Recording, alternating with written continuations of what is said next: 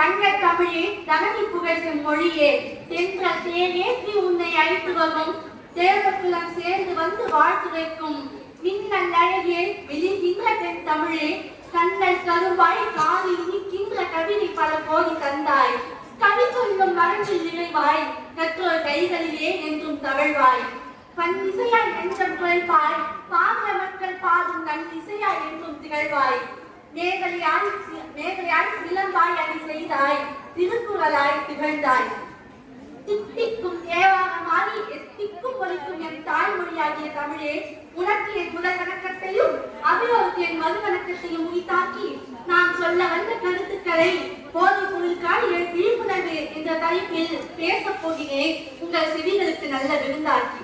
வாழ்க தமிழ், வளர்கிற பாரதம்.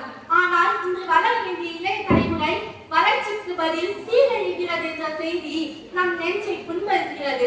இந்த இளைய தலைமுறை அறிவும் மாற்றமும் மிகுந்த சக்தியான ஒரு வளம்.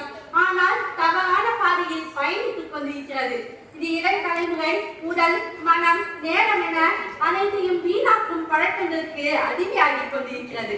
மொபைல், வீடியோ கேம்ஸ், போதை பழக்கம் இவையெல்லாம் இளைஞர்களை வழிகாட்டாத பாதையில் இழுத்துச் செல்கின்றன. இளைய தலைமுறை சீரழிந்தால் நானும் சீரழியும் என்பதை இளைஞர்கள் மறந்துவிட்டார்களோ என்னவோ. இளைய தலைமுறை மொபைல், புகைப்படிப்பு, சிகரெட், போதை பழக்கம் இவை அனைத்தையும் ஃபேஷன் என்ற பெயரில் ஆரம்பித்து அடிக்ஷன் என்ற அடிமைத்தனமாக ஆகிவிட்டது.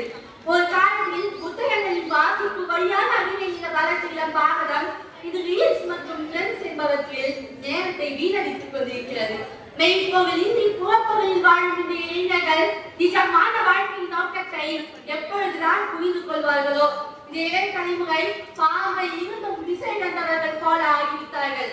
ஒழுக்கம் விழுப்பம் தகலாம், ஒழுக்கம் முழுவதும் மோகப்படும்.